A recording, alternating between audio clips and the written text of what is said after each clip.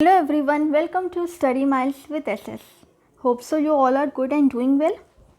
So today I am going to start a very important as well as new topic of higher education, that is evolution of higher learning and research in India. हमारे India में higher learning कैसे evolve हुआ, इसको कैसे लाया गया, ठीक है, आज हम लोग पढ़ेंगे. तो पहले हम लोग इंडिपेंडेंस के पहले का पढ़ेंगे एंड देन फिर इंडिपेंडेंस के बाद का पढ़ेंगे, दैट इज़ प्री इंडिपेंडेंस. और प्री इंडिपेंडेंस में सबसे पहला एक्ट कौन सा था, दैट इज़ चार्टर एक्ट 1813. 1813 से ही हमारे इंडिया में जो है एजुकेशन सिस्टम इवॉल्व हुआ.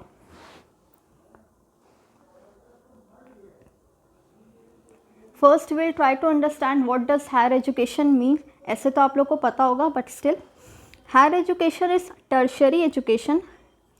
दो तीन तरह के एजुकेशन होते हैं लेवल्स में, एक होता है प्राइमरी, एक होता है secondary and the last one is tertiary level.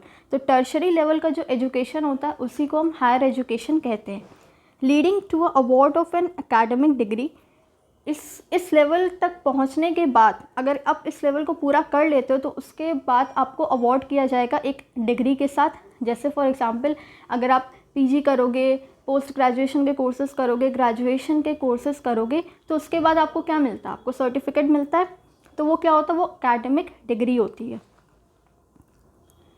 Higher education also called post secondary education. इसको क्या कहते हैं, इसको हम पोस्ट सेकेंडरी एजुकेशन कहते हैं. मीन्स सेकेंडरी एजुकेशन के बाद वाला फेस, उसको पोस्ट सेकेंडरी.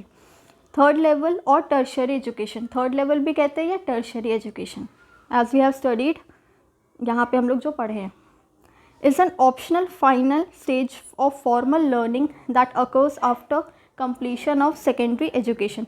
ऐसा कोर्स है जो सेकेंडरी एजुकेशन के बाद स्टार्ट होता है और ये लास्ट लेवल होता है, ठीक है. अब हम लोग आगे देखते हैं चार्टर एक्ट के बारे में कि चार्टर एक्ट है क्या, कहाँ से आया और इसमें क्या क्या प्रोविजंस लाए गए. The East India Company Act 1813, also known as the Charter Act 1813. जो ईस्ट इंडिया कंपनी थी उसी को हम क्या कहते हैं, चार्टर एक्ट 1813 के नाम से जाना जाता है. Was an act of the parliament of the United kingdom. United kingdom के पार्लियामेंट में इस एक्ट को पास किया गया था और इसी एक्ट का नाम क्या रखा था, charter act. The act provided for a financial grant towards the revival of Indian literature and the promotion of science. Mainly इस एक्ट का क्या फोकस था, इस एक्ट को लाया गया था साइंस को प्रमोट करने के लिए.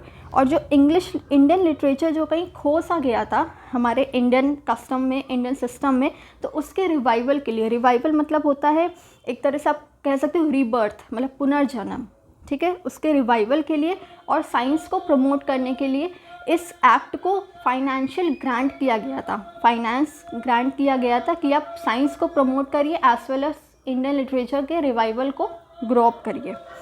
The company was also to take up a greater role in the education of the Indians under them. It was to set aside ₹1 lakh for this purpose.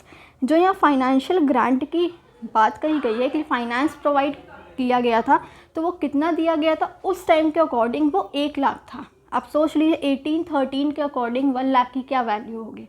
तो उस टाइम पे 1 लाख रुपए दिया गया था कि आप प्रमोशन करिए साइंस का, साइंस टेक्नोलॉजी को इन्वेंट करिए, इंडियन लिटरेचर को एक्सपोज ऑफ करिए, ये सारी चीज़ें.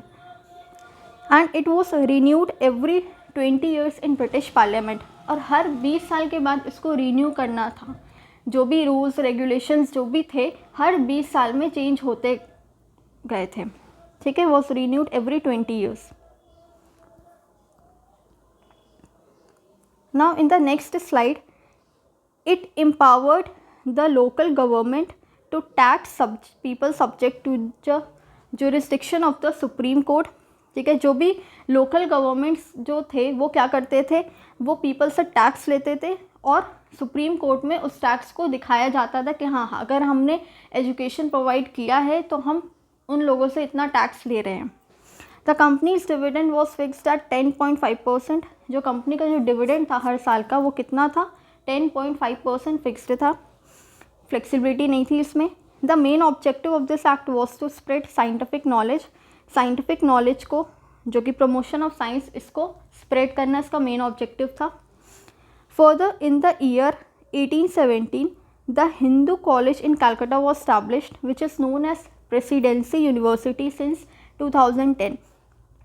इसके 3 साल के बाद, ये एक्ट कब आया था 1813 में, इसके 3 साल के बाद 1817 में क्या हिंदू कॉलेज को इस्टेब्लिश किया गया कलकत्ता में, जो कि अभी 2010 के बाद से उसको क्या नाम दिया गया, उसको प्रेसिडेंसी यूनिवर्सिटी का नाम दे दिया गया since 2010.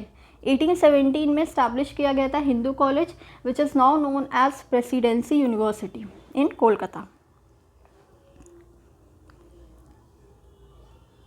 Next, controversy arose between Anglicist and Orientalist regarding the nature of education that the. अच्छा, इसमें क्या हुआ था ना चार्टर एक्ट में कि 2 तरह के लोग आए थे इसमें, एक तो थे एंग्लिसिस्ट और एक थे ओरिएंटलिस्ट. ओरिएंटलिस्ट नाम से ही आपको क्लियर होगा, ओरिएंटलिस्ट मतलब क्या होता है, पुराना, ठीक है, जो पुराने टाइम का जो होता है उसको कहते हैं ओरिएंटलिस्ट. नॉन कन्वेंशनल जिसको कहते हैं, कन्वेंशनल जिसको कहते हैं, सॉरी. तो इसमें क्या होता है, एंग्लिसिस्ट और ओरिएंटलिस्ट 2 तरह के लोग आए थे. तो एंग्लिसिस्ट क्या कहते थे, एंग्लिसिस्ट कहते थे कि हमें मॉडर्न एजुकेशन की तरफ ज़्यादा फोकस करना है. हमारा जो उद्देश्य है, हमारा जो ऑब्जेक्टिव होना चाहिए वो किस तरफ होना चाहिए कि नए एजुकेशन की तरफ होना चाहिए. जो टेक्नोलॉजी है, जो साइंस है, उन तरफ ज़्यादा हमारा फोकस होना चाहिए, रादर देन जो पहले से जो नॉलेज, जो पहले से जो स्टडीज़ जो चलती आ रही है. But on the other hand orientalist क्या कहते हैं कि ठीक है, नई चीज़ें तो हम सीखेंगे ही सीखेंगे, बट ऐसा नहीं है कि पुरानी चीज़ें एकदम ख़त्म कर देनी चाहिए, उन्हें भी हमें चलाना होगा, उन्हें भी हमें आगे लेकर चलना होगा. तो ओरिएंटलिस्ट फोकस करते थे पुरानी चीज़ों पे, पुराने स्टडी मटेरियल पे, पुराने नॉलेजेस पे, और एंग्लिसिस्ट फोकस करते थे, फोकस मतलब कहने का मतलब है कि वो किस पे ज़्यादा चाहते थे कि लोग फोकस करें, मॉडर्न एजुकेशन पे. तो India company was to impart to the local population in its territory. Orientalist led by doctor H.H. Wilson. Orientalist जो थे उनमें किनका नाम था, डॉक्टर H.H. विल्सन और H.T. Prinsep advocated Sanskrit, Arabic, Persian as the medium of education. ये कहते थे कि जो हमारी जो एजुकेशन है वो संस्कृत में होनी चाहिए, अरबिक में होनी चाहिए, पर्शियन में होनी चाहिए. लेकिन on the other hand Anglicist कहते थे कि नहीं, ये सारी चीज़ें नहीं होनी चाहिए, सिर्फ और सिर्फ मॉडर्न एजुकेशन पे फोकस होना चाहिए.